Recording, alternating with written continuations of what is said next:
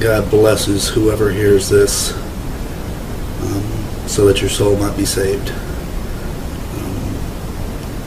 By way of introduction, my name is Sean Weed. I was born not born, but raised in Bernice, Louisiana, small town, population 2,500. Technically right outside of it in a small community by the name of Pisgah. When I was 19 years old, I joined the Marine Corps, and I actually have this to show you. This is my military ID. That's me as a staff sergeant in the Marines. I know that I've gained a lot of weight. This is my Marine Corps active duty card that I should have turned in my left, but after 13 years they owed me something. I only had another 7 to go to retire, but just wasn't happy, so I got out, and now I'm living in California. I am happy now. I've married, have a beautiful little baby girl. She just turned 2 years old, and but the thing that I want to tell you about is something that happened to me while I was still in the Marine Corps, and this is my testimony of hell. I believe, if my memory doesn't fail me, it was April the 4th of 1994, which is kind of a hard date to forget, 444. I was in 29 Palms, California, but we Marines called it 29 Stumps. And in the middle of this desert, there was a little tiny camp called Camp Wilson.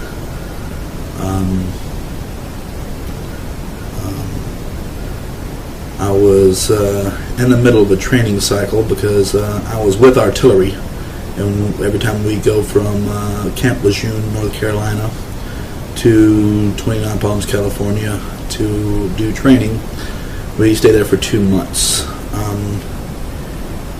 In the very middle of it, we have a 4-day period of leave. We call it a 96, which is 24 times 4. Anyway, if you do the math in your head real quickly, you'll see that it's 96 hours. I was at that time not a what I would consider a Christian. I'd grown up in a Baptist church. I knew about heaven and hell, and as much as anyone can know when you're only 22 years old. But I wouldn't really consider myself a staunch Christian. At that time, I was pretty much doing my own thing, living my own life, my own way. Was not married, but still sleeping around, drinking alcohol, smoking cigarettes, just basically living the life of a hellion. and during this 4-day period that we're waiting for one set of ground pounders, or grunts as we call them, to go home, and the other ones to come to California for training, because they only train for 3 weeks when they go to California. So one company leaves, the other one comes back, and it's a 4-day transition. During that 4-day transition, we as artillery are given an alternative between 3 choices. 1, stay at the camp because you're completely broke. 2, go to Disneyland or Disney World, whichever it is in California. And 3, to go to a Vegas package, obviously, which is drinking, gambling, so on and so forth. I myself had drank like a fish pretty much every night, so I was broke, along with 2 other devil dogs, as we like to call ourselves. One by the name of Jason Laycock. At that time, he was a corporal in S2 Intelligence, and the other one was Toby Page, who was also a corporal in S1 Administration. I myself was S3, which is Fire Directional Control. And at that time, I was a Lance Corporal, so I was one rank beneath them. So Lance Corporal Sean Weed, or Lance Corporal Weed, because we only pretty much went by last names anyway. I know, strange name. Anyway, we were sitting around in 110 degree sweltering weather because it was just really nothing else to do at camp other than sit around and talk. So we were all three sitting around. Corporal Laycock broke out his pictures, and we were all sitting around looking at him, and he took some extraordinary pictures because he had the opportunity to go right up to the edge of the impact area. And even we both had an argument about him going into the buffer zone, but they have like an 800 meter buffer zone around the impact area. And he drove right up through that. No one's supposed to pass that buffer zone, but he drove right into it and got right up on the edge of the impact area and took some amazing photos. He was one of those guys that was intelligent, but at the same time was always willing to push the barriers of stupidity, which he did. But needless to say, the photos that he took were absolutely stunning. After we got through viewing his photos, he broke out his camera and realized he only had 3 photos left to take before it was the end of the film. So he had us get up. He took a picture of his green folding cot, which had everything he owned underneath it. Alice pack, sea bag, boots, you name it, it was all underneath there. And then we took a buddy picture where we were like leaning on each other, like, best of friends. And then for his last picture, he looks at it and goes, "Oh, I only have one left." And then he looks over and he sees this noose dangling from the ceiling. The noose was made of hay rope, which had tiny little sprigs sticking out from it. And the noose was hanging from a rafter that was inside the A-frame, was only about 6 foot 8 inches from the ground, and the noose actually hung all the way down till it was about 1.5 feet off the ground. So it wasn't like anybody was worried about hanging themselves. You'd have to lay down on the ground to hang yourself with this thing, literally. And of course, it was made of hay rope, so it wasn't like wax rope, which slides really easily to close the noose. So I mean, you could literally step your foot in the noose without having to lift your knee above a 90-degree angle and stand up on it. Grab the rope and literally stand up inside the noose, and it wouldn't tighten down around your foot. At least not before your foot touched the ground anyway. So you could put your full body weight on it. So, I mean, Marines, when they get bored, they do all kinds of stupid things with rope. Like this one guy made a muzzle for a horse. Another guy took it and made daisy chains out of it. And another guy just took it and made a 13-knot noose. He was absolutely bored, had nothing to do. Nobody really cared. We always just went around it. It wasn't like it was a big deal or anything. But anyway, for the last picture, he looks over at the noose and he goes, "I got an idea." And usually when an intelligence guy says that, it usually ends up being the equivalent of, a redneck saying, "Hey, y'all, watch this." So it usually turns out bad for everyone, which it did. Anyway, he... since I was the lowest man on the totem pole, he says, "Hey, Weed, why don't you," and of course, on top of that, I was a little bit crazy. He said, "Hey, Weed, why don't you go over there and stick your head inside that noose and act like you're dead, and I'll take the last picture." I'm like, okay. I'm thinking to myself, not a bad idea. And I went over there, started at the noose, and of course I had to kneel down. So I squatted down, towards the ground, so I'd have a little bit of tension on the rope, so it looked like I was actually hanging, and he was just going to take a picture from my waist up. Anyway, he went to take the picture and the batteries had died, so the camera obviously just shut down. So he went back over there and was replacing the batteries. While he was doing that, Corporal Page walked up and began whispering in his ear, and that should have automatically given it away, and it kind of did. I was kind of suspicious from that point, but it was those suspicions were kind of like thrown out when Corporal Laycock looks at him, and goes, "No, that's not the way it works. If I buy, you fly." And he took out his wallet, took out a $10 bill, and gave it to Corporal Page, and Corporal Page went running out the back door.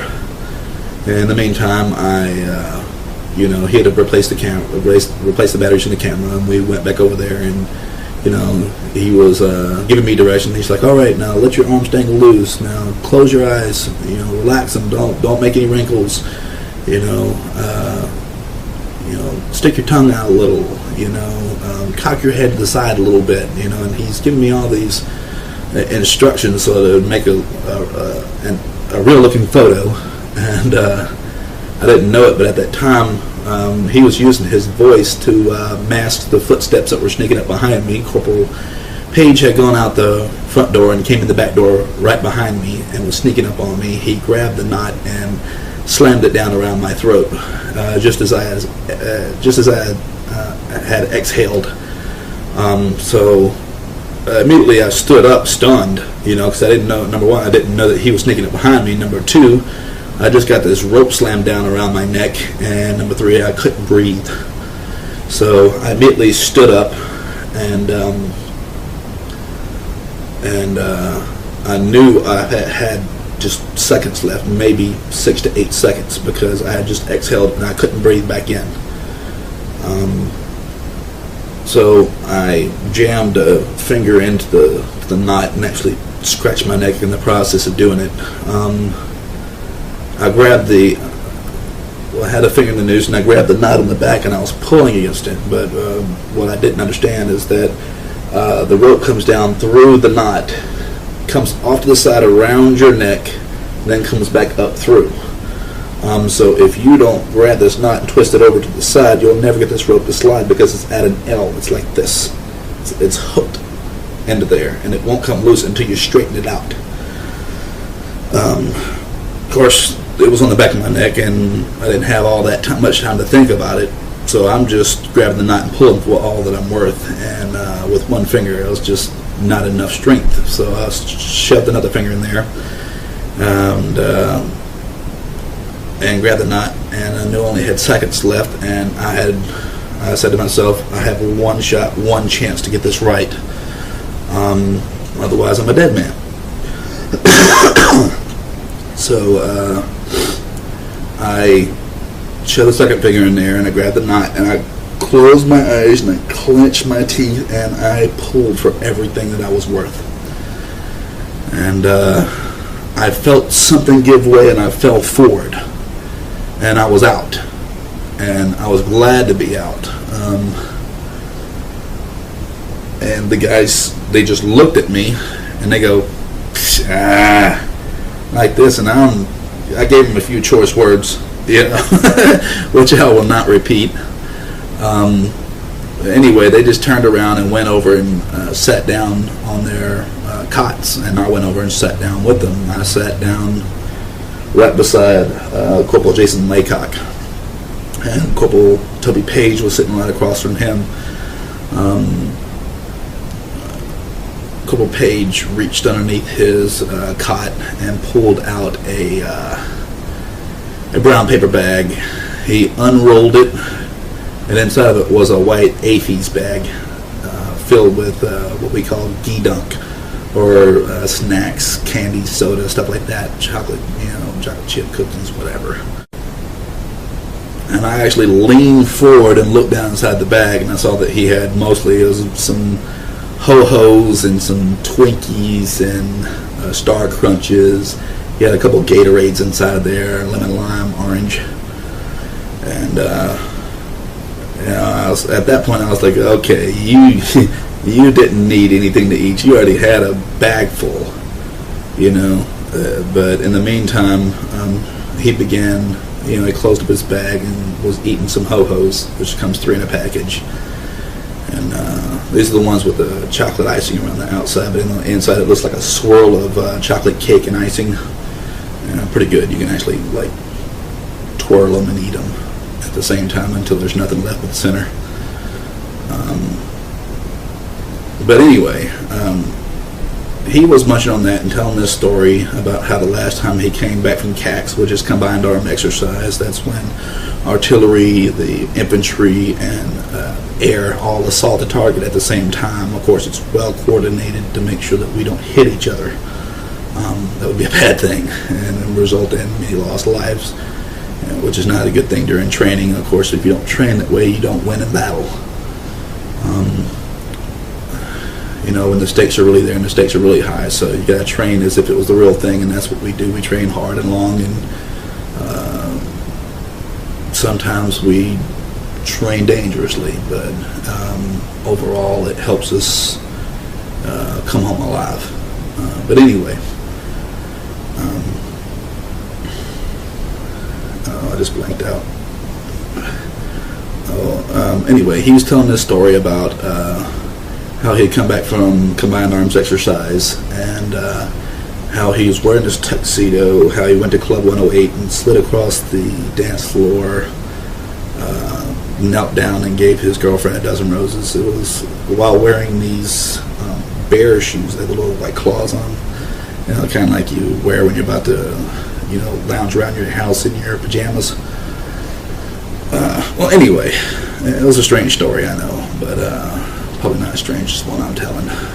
But anyway, he took about 5 minutes to tell this story, and I'd heard it once already, so I was just sitting there listening, sitting next to Corporal Jason Laycock.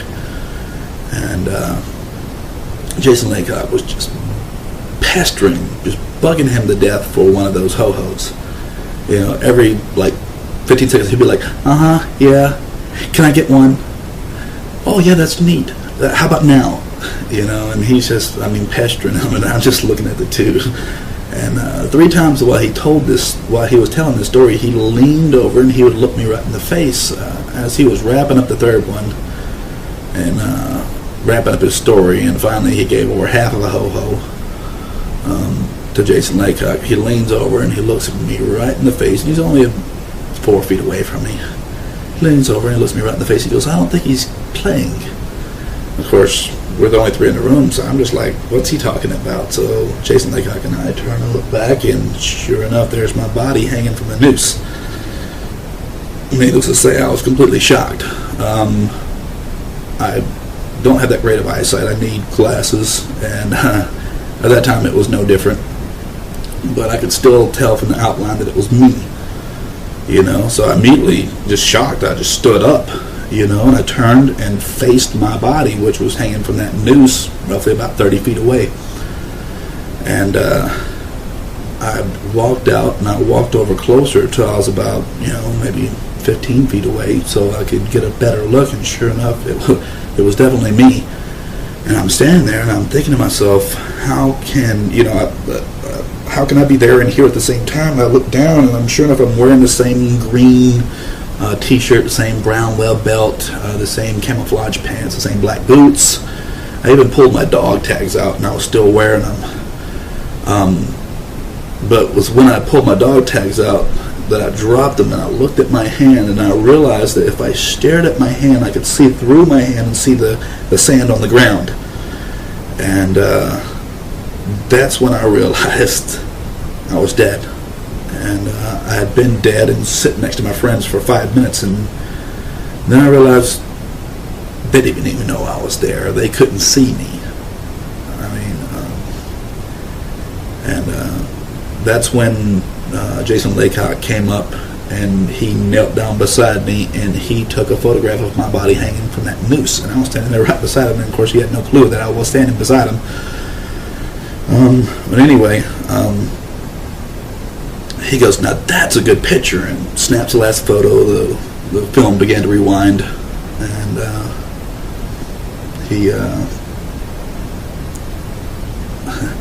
Corporal Toby Page walked up and looked beside him and just gave him this stupid look, like, are you, and he actually said exactly what I was thinking, are you retarded?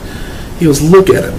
And of course he was saying a few expletives, which I will not repeat, but he goes, look at him. He goes, his nose is blue, his lips are blue, his eyelids are blue,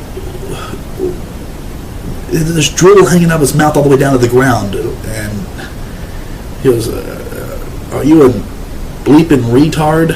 You know? And he stood up and he took a couple steps forward. I mean, because Jason Laycock has these really thick bottle lens glasses, and his eyesight's no better than mine. And I give you a basic description of Jason Laycock. Jason Laycock was an S2 intelligence, very intelligent guy.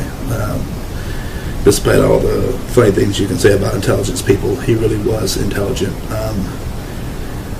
Kind of nerdish, a little bit underweight, probably about 110 pounds, 5'10", maybe 5'9", and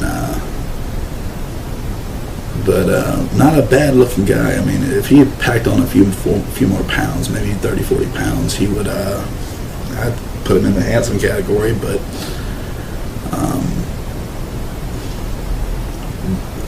Corporal Page was probably about 5'9", 5'10", about the same height. Only he was a real buff guy because he worked out in the gym a lot. Most administration guys, S1 administration guys, don't go to the field all that often. So he's probably spent 3 or 4 hours in the gym every day. He had a little bit of an acne problem. That's probably from taking all those supplements. But anyway, after he took the picture and the little guy berated him a little bit, Corporal Jason Laycock stood up, took a couple steps forward, and then realized that what he was saying was true. He saw that my extremities on my face were blue, so he tossed his camera off over towards his rack, not really caring for its care at all where it landed. He just tossed it. And he ran forward and he grabbed my body around the waist and picked up. When he did this, he screamed for Corporal Page to come over there and get the noose off my neck. Now, myself, I was thinking it was a little bit backwards. I mean, the tough guy should have been picking me up while the other guy was getting the rope off my neck. In my mind, that's the way that it should have worked. I'm glad that it didn't work that way, though, because otherwise I would still be in that noose. Because Corporal Page, for all his strength, barely got the noose off my neck. And I mean, he had to really struggle with it, and it was something to watch him struggle with it. While he was struggling with it, I actually thought to myself, you know what, I'm going to try to step into my body and stand up. And bad idea. When I tried that, when I stepped forward trying to step forward into my body, it was just like somebody slugged me. I mean, just as hard as I could possibly be hit. And the sense of vertigo came over, it overtook me and just weakened me. So I actually stumbled backwards like dizzy. And I said, okay, bad idea. And that's actually when I became concerned. I wasn't too concerned before. Even though I realized I was dead, I was not concerned about it, which is an odd thing, I know. And mostly unbelievable. I mean, I was just mostly in shock.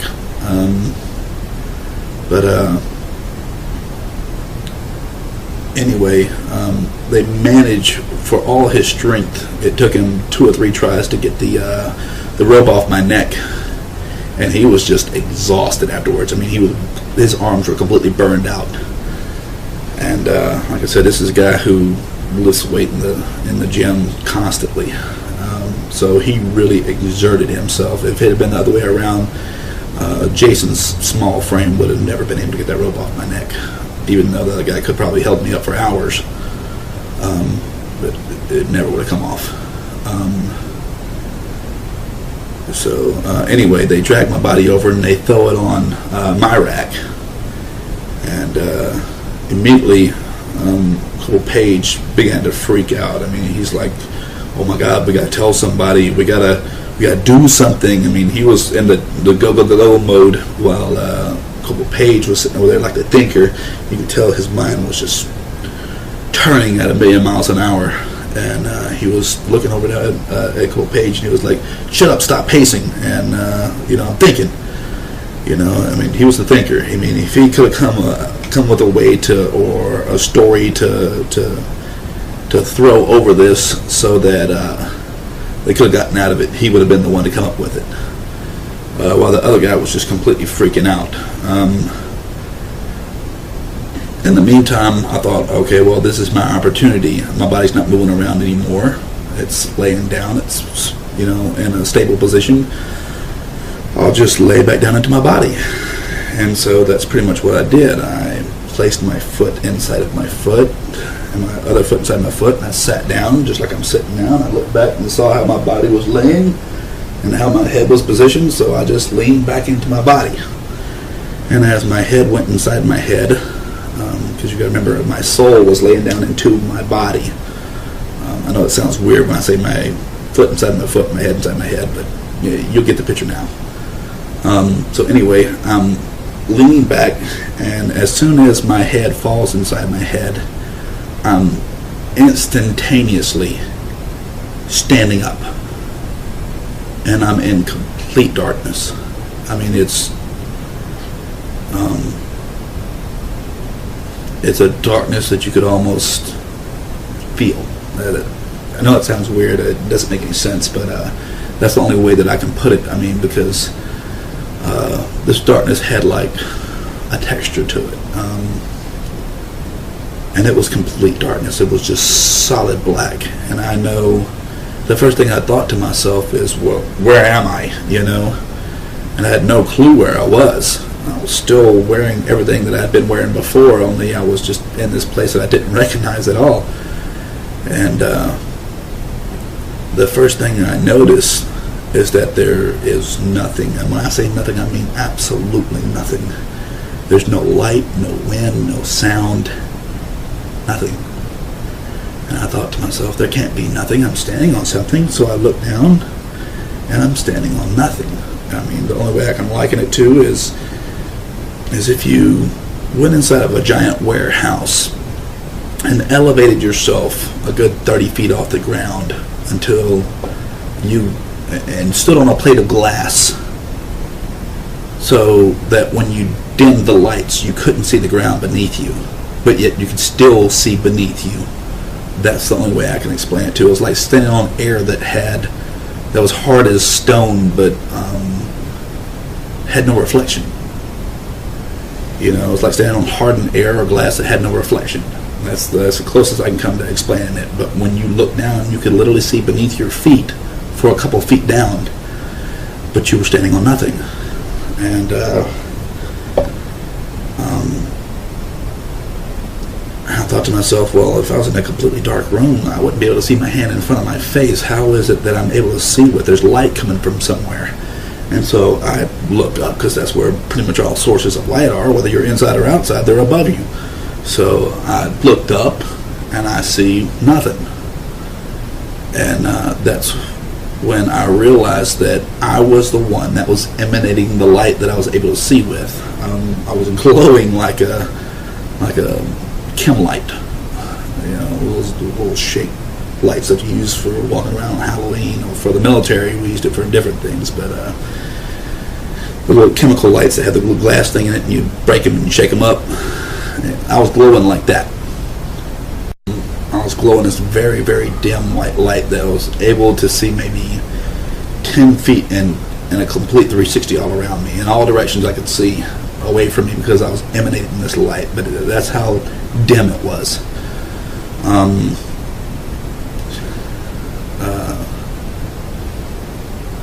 I thought to myself, okay, well, I don't understand how I'm emanating this light. It doesn't make any sense to me, but what I do know is one thing. I'm standing on some kind of ground. And I thought to myself, if there's a ground, maybe there's a ceiling. So I went to reach my hand up, and as I reached my hand up,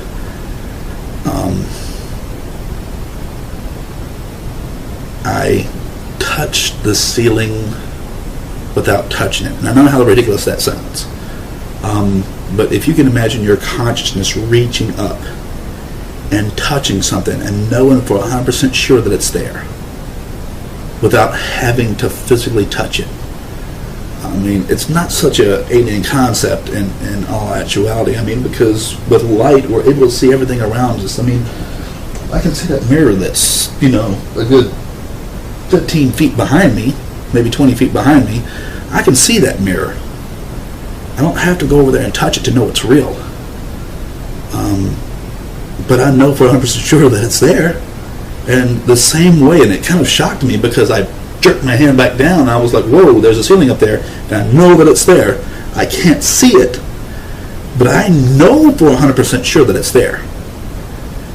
And I said, okay, I don't understand that either. There's a lot of things I didn't understand about this place, but or how I was able to feel things without touching them. I mean, some of these things just made no sense to me whatsoever. But I thought to myself, okay, there's a floor, there's a ceiling. Ceilings don't hold themselves up. There's got to be a wall somewhere. If there's a wall, there's a door, there's a window, there's a way out of here. So I went to take a step forward to go find myself a door to get out. And, you know, and as I took a step forward, the only way I can describe it is like a rubber band. If you take a rubber band, you can stretch it. And that's how it's either my body did or my consciousness did. All I know is I found myself moving forward at a very rapid pace, but yet my back foot was still in place.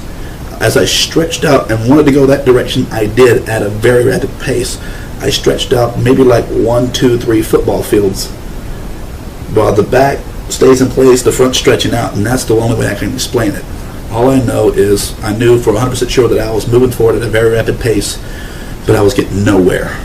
So with my back foot in place, I began to spin, and as I'm stretching out, I began to realize that I'm standing in between 2 parallel planes that stretch on forever, and there's no walls, there's no doors, there's no windows. I'm trapped in between these 2 parallel planes, and there's no way out. And when I realized that, I pulled my foot back and put it down without even having left where I was standing. Like I said, I stretched out at least 3 football fields worth of length, a good 300 yards. And from that point, I became very scared. And but before I could even think another thought, I was snatched up off of my feet by a very, very large demon. Of course, for me, I didn't know what had happened. It was like getting hit by a truck and having no clue that it was ever coming. This thing had come up behind me so fast. And it caught me by complete surprise, and it was so big. I can't possibly begin to describe what it's like being, what it feels like to be in the grips of something that big. But I'll do my best. 1 minute I'm standing there, the next minute I'm leaning backwards like this. My feet are out more or less in front of me, and they're popping. And I have this pain just shooting from my head to my feet like a bolt of electricity, but it's not stopping. It's like being constantly shocked or electrocuted. And I had this pounding sensation, just hurting pounding sensation coming from my left shoulder that hurts even worse than this electricity that's running through my body. And I look to my left, and I see these fingers which come down to roughly the bottom of my chest. And it was even hard to look over to the side because the depth of its hand was like this. The width of its hand was like this. I mean, it literally went from the side of my neck up to maybe past the end of my shoulder, the width of its hand.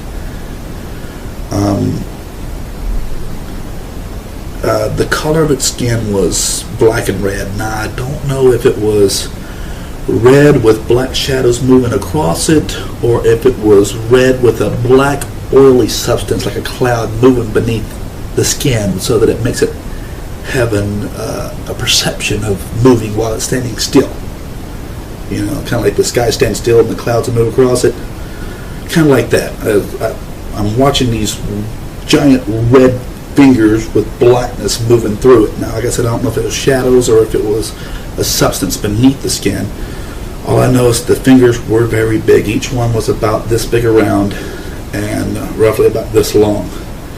And this thing was crushing my left shoulder. Now, one thing I do understand in retrospect is that pain when you have no body. When you have a body, I can break a finger, and it only hurts here, where the break is. It doesn't hurt at my feet. But when you're in your soul's body, when your soul experiences pain, you experience it everywhere because there's no pain receptors to stop your brain from saying, oh, it hurts here. No, it hurts everywhere. Anywhere you experience pain, it runs through your body like electricity. You feel it from the very top of your hairs to the bottom of the soles of your feet. If I hit you in the leg, you would feel it in your ear. For as weird as that sounds, you would feel it everywhere. Because, like I said, there's no specific pain receptors. You just feel pain as if it were a bolt of electricity through your entire body. The only thing that lets you know exactly where you received that pain from would be that pounding sensation, kind of like a heartbeat, that throbbing sensation when you got an infection. That's the only thing that lets you know exactly where you've been hit. You feel it everywhere, though. And this thing had a hold of me, and I'm looking down at these fingers, and I'm just thinking to myself, well, what is this that has a hold of me? And as I'm thinking this, I understand now, also in retrospect, that anything that you think in this place can be heard as if you had spoken it out loud. And this thing had me like this, and was just smiling at me. It had looked back, and it was smiling at me, waiting for me to look at it. And when I looked over my shoulder and up at it, it was already staring at me. And I understand now that it had heard what I was thinking and just wanted to give me a nice little shock, you know, on top of the pain that I was already experiencing. Just because of the grotesqueness of its face. I mean, this thing was grotesque. And it was huge.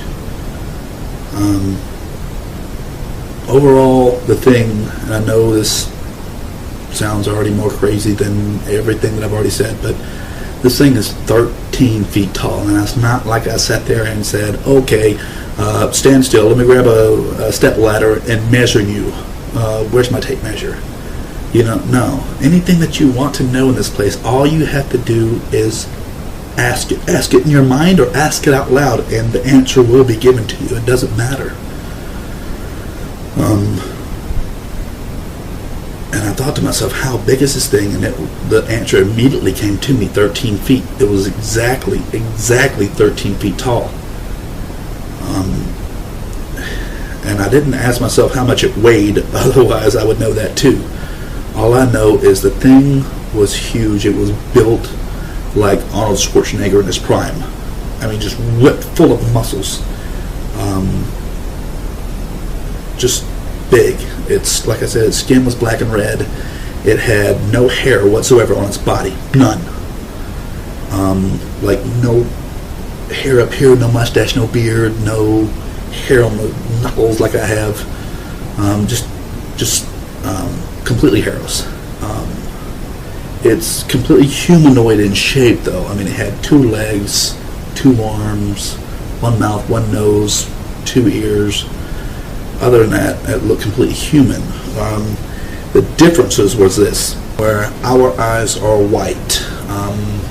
Its was yellow, and where the iris of our eyes can be green or blue or brown, its was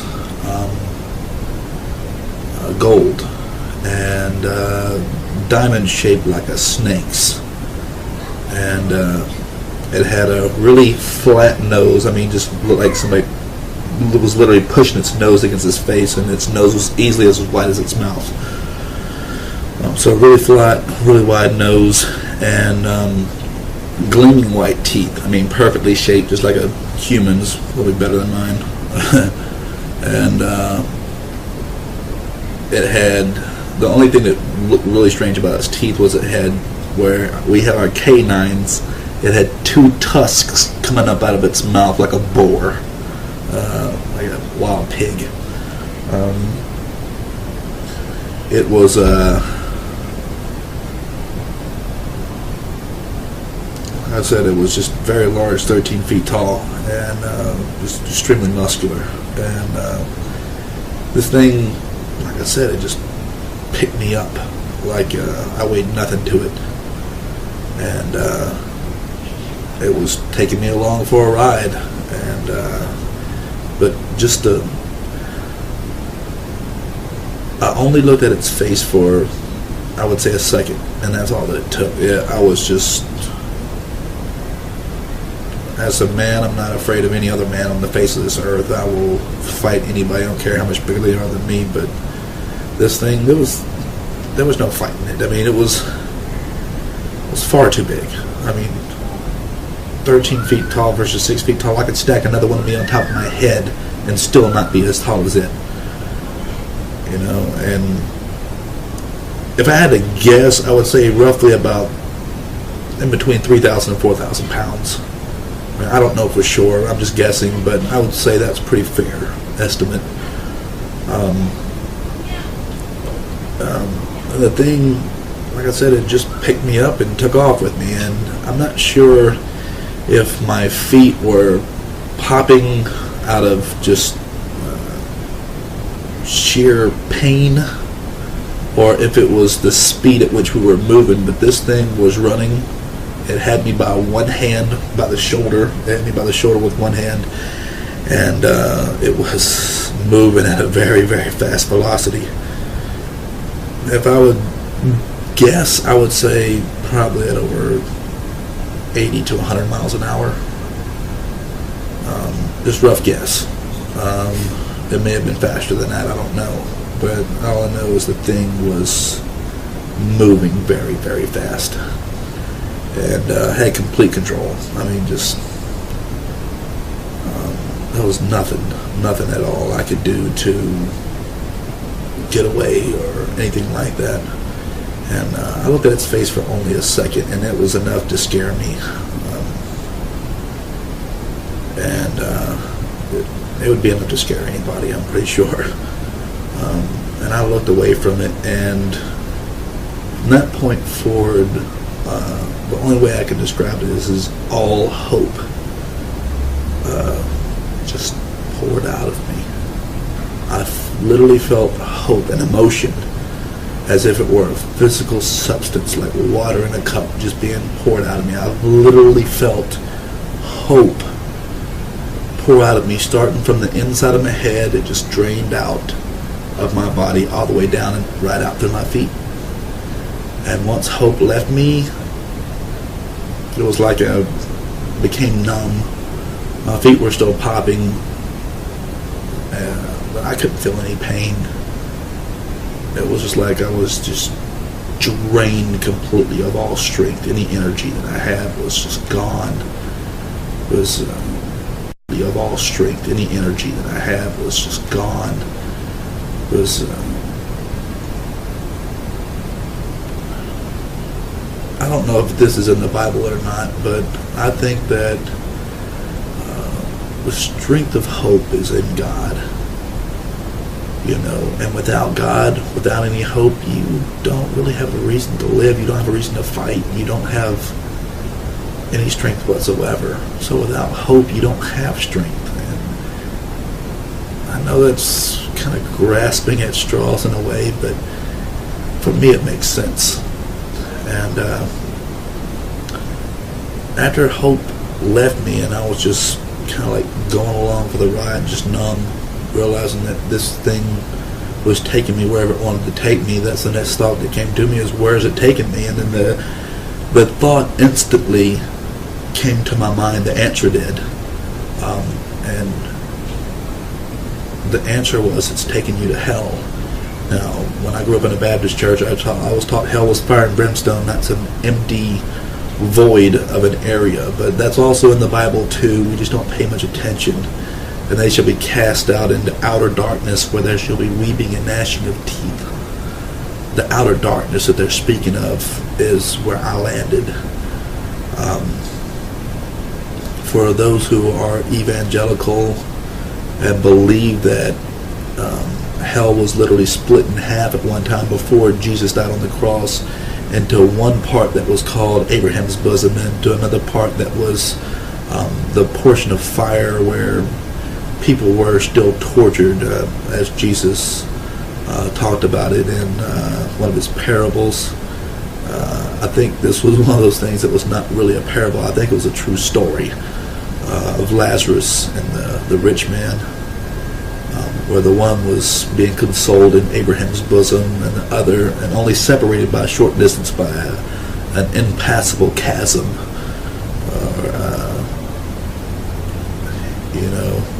But I think that they were both portions of those things were in hell, but the demons couldn't cross over into the nice part. And I believe, and this is just my own personal assumption, that when Jesus descended down into hell, he descended not down into the fire and brimstone portion of it, but down into the Abraham's bosom portion of it, and he took those people back with him, and more or less took the land with him and all the people, and connected it to the city of God, which is where he came from. He connected that outer portion of green land where there was water. Remember, because Lazarus said, the rich man said, if Lazarus could just dip his finger in water and bring it over here, because I'm burning up in these flames. There was water there, so there was land there was grass there was trees there. I mean, it was a viable land as much as this earth is a viable land, just in a heavenly realm sort of way. But anyway, I understood that it was taking me to the portion that I did not, certainly anyone would not want to go to, which was the fire and brimstone portion. It was going to take me to that fiery lake and cast me in, and I understood that. And when I understood that, it was mortally appalling, is the only way I can put it. I mean, it played over and over in my head again. It's taking me to hell, it's taking me to hell, it's taking me to hell. And there was just nothing I could do. Nothing I could do to stop it, nothing I could do to prevent it. And I just kind of dropped my head. And while this is playing over and over and over in my head, that it's taking me to hell, and I saw this pinpoint of light. Well, before I saw the pinpoint of light, I started thinking to myself, this is wrong. I'm not a bad guy. I've never murdered anyone. I've never molested any children. I've never raped any women or done anything just drastic that would cause you to be placed in hell, for sure. For me, I was just an average person. I drank a few beers, smoked a few cigarettes. I wasn't like into drugs or anything like that. I mean, I was just an average guy. I go to church every once in a while, so I didn't really picture myself as bad. Not bad enough to end up in hell, but one thing that I understand now is there's plenty of good people in hell. A lot of people that used to call themselves Christians are there. And it's because they didn't really devote their life to God. They lived one foot in and one foot out like I did, And you don't have to be a bad person to go to hell. All you have to do is just be average. God doesn't call us to be average. He calls us to be holy, like He is, And what that really means is you gotta, for lack of better words, you don't have to become a Bible-thumping Christian, but you should devote your life to God for as much as you possibly can. And if that puts me in the category of Bible-thumping Christian, then so be it. I'm a Bible-thumping Christian. I would rather be that than in the middle. Because I know where the in the middle gets you. It gets you in the same place that being fully against him gets you. It's kind of like he said in Revelations 3:20, I wish that you were all the way for me or all the way against me, but because you were in the middle, because you were lukewarm, I spit you out. You know, I don't want to be that again. I don't want to go back to hell. I know it's there, and I know the place is not made for us. It was made for them, and we just unfortunately do not realize the reality of the place. The reality of the place is far worse than you can imagine, and I only experienced a taste of it. I landed on the doorstep of hell. That's the way I like to look at it.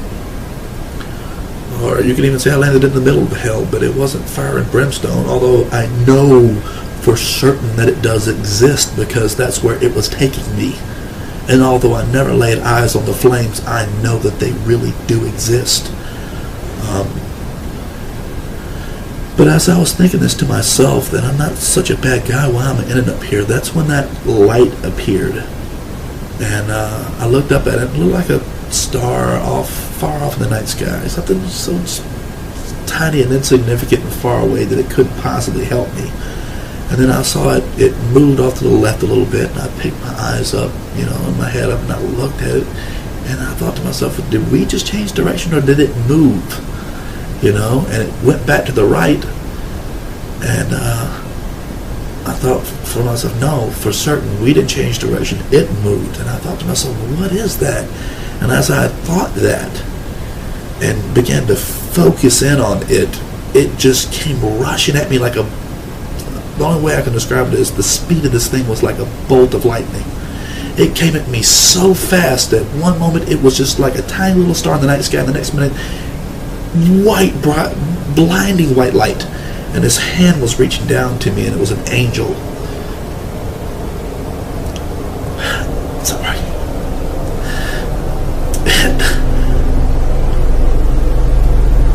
And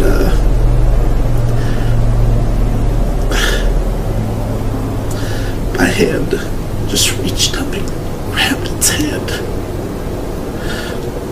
I was thinking to myself, I'm going to reach up there and grab his hand, and this hand is going to save me, because that's all that I saw was just a hand. But my hand knew what to do. It was like having a baseball throw at your head. Somebody says heads up, and you just reach up and grab it. It's a reflex. My hand just reflects. And a reflex just jumped up and grabbed this angel's hand. And as soon as I touched its hand, we were all motionless and all standing back up on this ground that you can't see. And this beast, this demon, it still had me by the shoulder. It was kind of almost even leaned over a little bit to grab me by the shoulder. And I could instinctively, I knew to stand still, because if I had moved, I know that would have ripped my shoulder and my arm off at the same time and just beat me with it. I mean, the thing was just that massively strong. I knew within me there was something telling me, don't move. And I'm just standing there staring up, looking at this angel. And the angel itself, to describe it for you, was 9 feet 6 inches tall. It had brown wavy hair pushed to the back. It had an olive color skin. It wasn't really white, it wasn't really black, it was somewhere in between, but the light that was emanating from within it was so bright white that it almost practically overshadowed the color of its skin. You couldn't even really, you had to stare to see the color of its skin. And I keep saying it because it's an it. It's not really a he or a she. Although the body is shaped like a he. Okay, it's shaped like a male. When you look at its face, the face is like the most handsome man that you've ever seen, blended in perfectly with the most beautiful woman that you've ever seen. I mean, when you look at this angel, you think to yourself, wow, he is beautiful. I know that's some odd words to say. In the English vernacular, The male is known as handsome and the female is known as beautiful. But this angel was absolutely beautiful. There's no other words for it. And its eyes were blue. And when I mean blue, I mean perfect blue. Like someone took a portion of the sky and put it in its eyes, or dipped a cup out of the ocean and poured it into its eye. There was no flaw in it. No flaw. Perfectly beautiful in all ways. Other than its face looking like the cross between a man and a woman, and I don't mean like, oh, is it Pat? No. I mean just beautiful. It was completely shaped like a man. You could see it underneath its white robe. It had chest and it had strong arms. It had an Adam's apple. I mean, it was every bit shaped like a man, and a strong one. I mean, just strong, but not like overly ridiculous like this. It wasn't bodybuilder. It was more like fitness trainer strong. It wasn't like bodybuilder strong, where it just had muscles popping out of everywhere it shouldn't have been, like this demon. But you could tell it was, this angel was there to fight. And he had on a white robe. It was cut down in a V in the front with gold lace.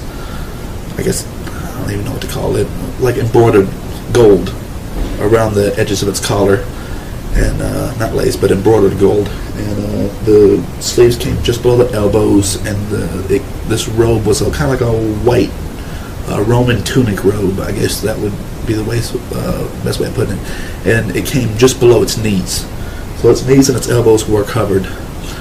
And I was just so blown away by the beauty of it that I didn't even really check to see if it had any shoes on or not.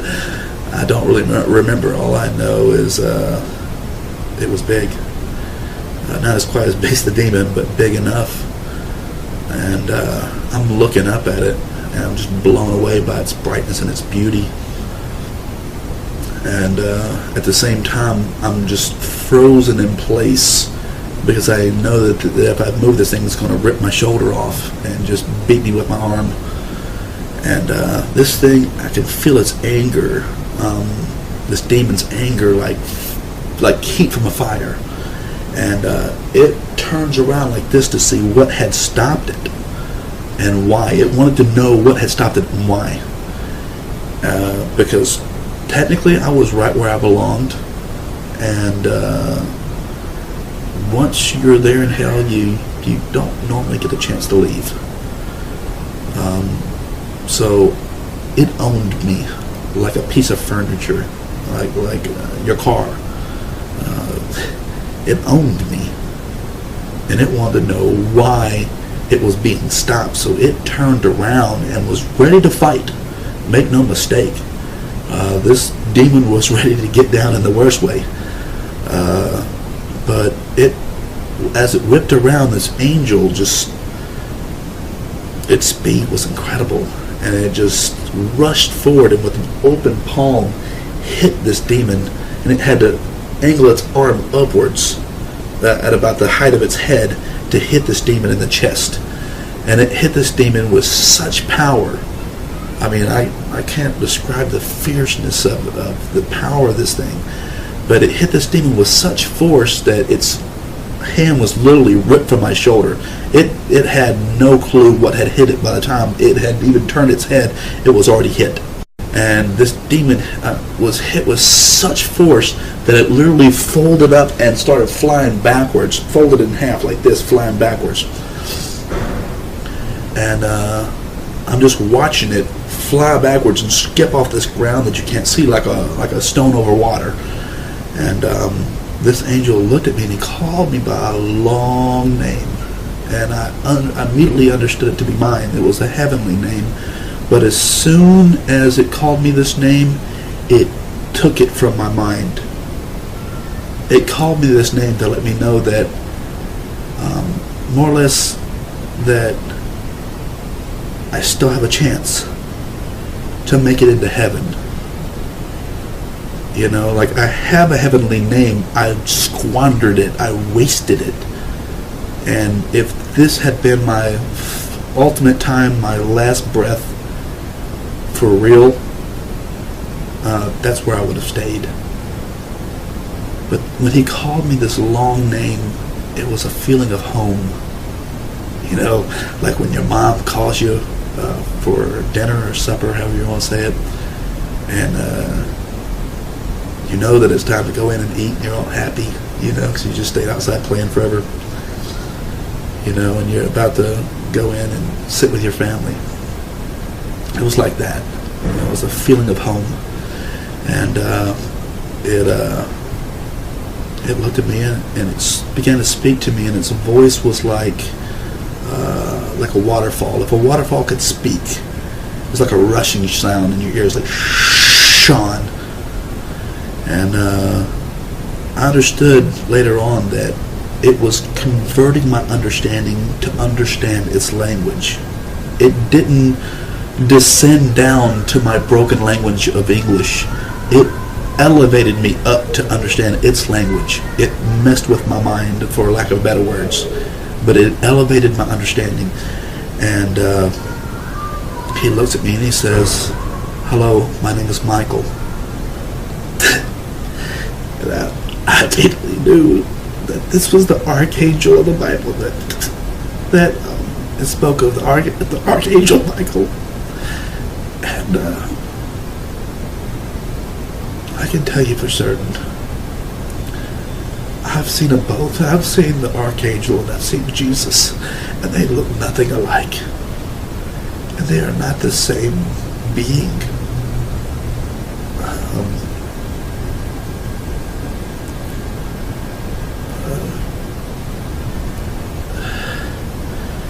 But anyway, he said, he began to speak to me, but I got distracted by this demon that had gotten back up and was coming back after me.